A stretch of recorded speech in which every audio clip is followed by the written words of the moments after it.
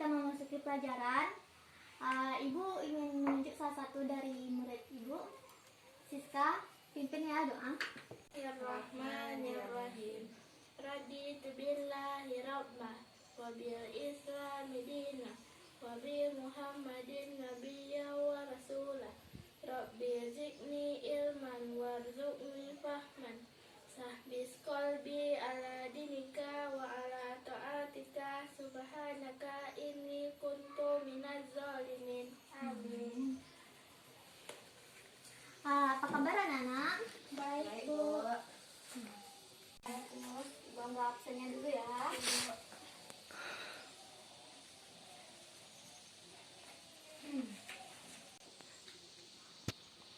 Apakah Nana Ibu siap dengan belajar hari ini? Siap, Bu. Belum, Ibu ingin ngetes semangatnya ya. Yuk, pakai yel ya.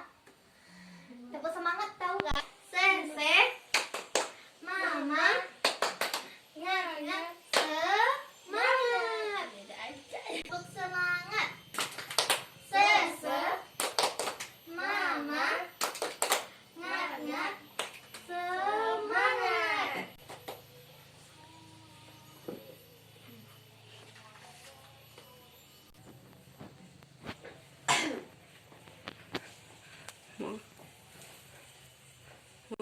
Ini mau besarkan sedikit, Bu. Bisa, Bu.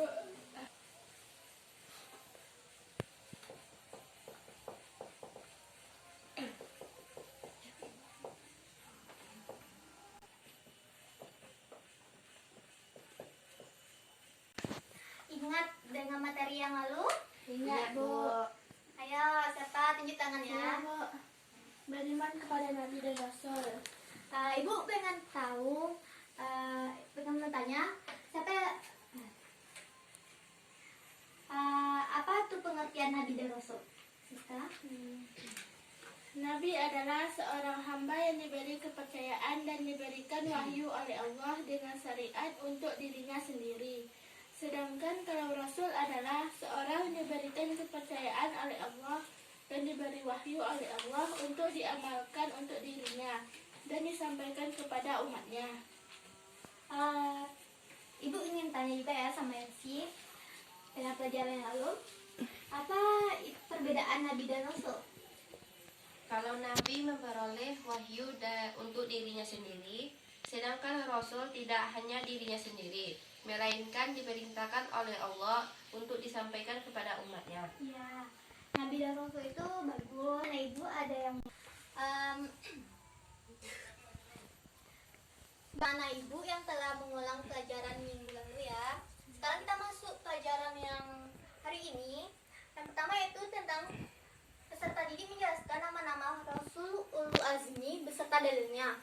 Yang kedua yaitu peserta didik menjelaskan kisah-kisah Rasul Ulul Azmi dan Al-Quran. Baiklah, Ibu akan sedikit akan menjelaskan secara ringkas nanti ya. Nama-nama Rasul Ulul Azmi itu siapa yang tahu? Saya tunjuk tangan. Yes, apa namanya? Nuh, Ibrahim, Musa, Isa, Muhammad, Bu.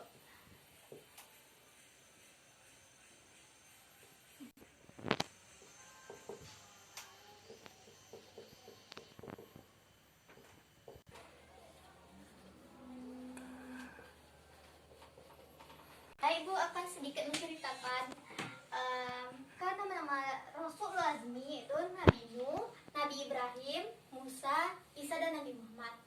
Yang mana dalilnya yaitu ada 3 dalam surah Al-Ahqaf ayat 35, surah Al-Ahzab ayat 7 dan surat Asy-Syura ayat baiklah, Ibu akan menjelaskan secara ringkas ya. Kalau kisah Nabi Nuh dan kisah Nabi Ibrahim. Kisah Nabi Nuh tersebut terkenal dengan sebuah kapal lalu yang mana Nabi Nuh tersebut di dalam yang dijelaskan dalam surat Al-Ankabut Ayat 14. ayat 14 yaitu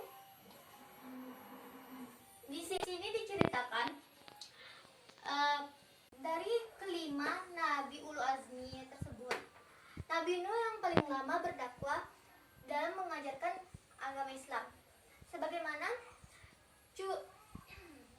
nabi yang lainnya.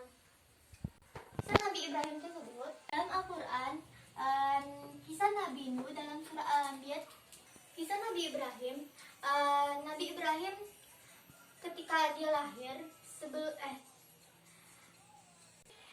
Ibrahim dalam surah Al-Anbiya 69, yaitu ketika Nabi Ibrahim dibakar hidup-hidup, tidak merasakan kepanasan karena Allah telah melindungi. Nabi Ibrahim 69, yang artinya, hai api, maka padamlah, dan diberikanlah keselamatan kepada Nabi Ibrahim.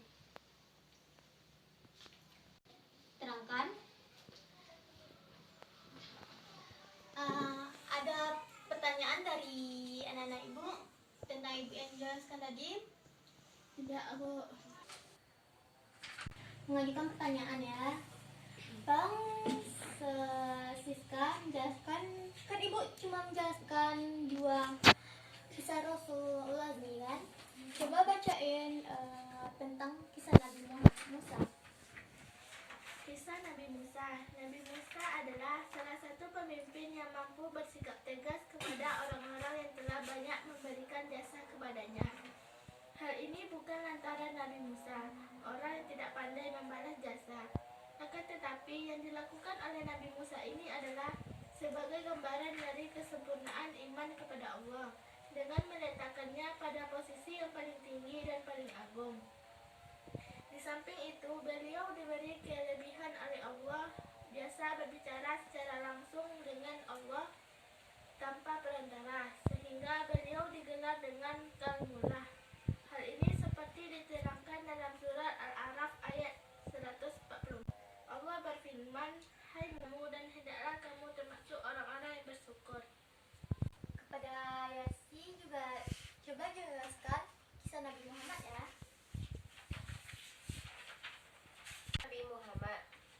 Nabi Muhammad adalah nabi yang terakhir atau nabi akhir zaman. Artinya tidak ada lagi nabi setelah Nabi Muhammad.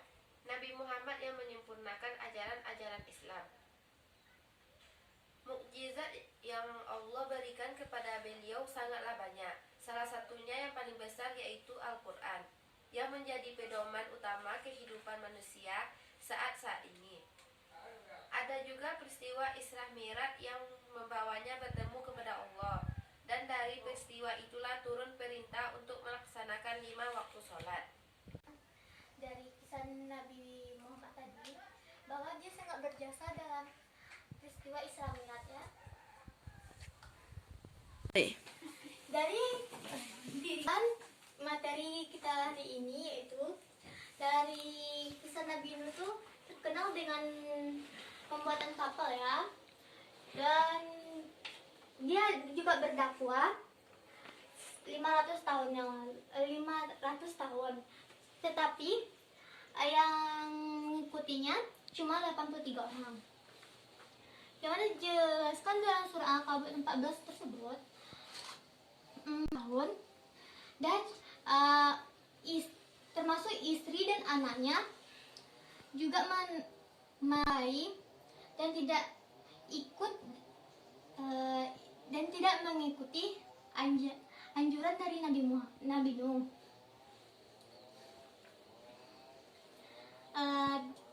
Nabi Ibrahim, yaitu Nabi Muhammad SAW, yaitu Nabi yang terakhir, yang menyempurnakan agama dari semua dijelaskan tentang Isra Mi'raj Nabi, dan disitulah kita tahu kewajiban dalam sholat. Mungkin hanya itu kesimpulan kita pada hari ini ya, tentang menjelaskan kisah-kisah Rasulullah Azmi dalam Al-Quran. Anak-anak ibu beri tugas ya, tolong ya ringkas materi kita hari ini ya di buku. tentang materi kita untuk minggu depan ya. Ibu.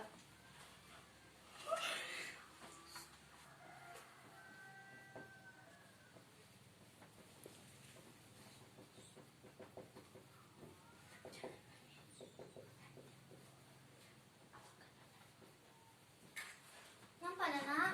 Nampak Bu.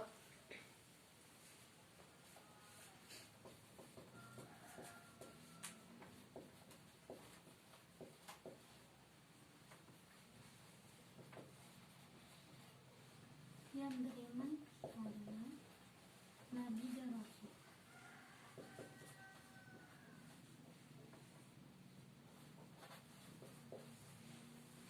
Kedua itu integrasinya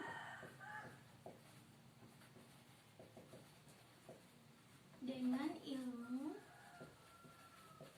pendidikan dan kesehatan.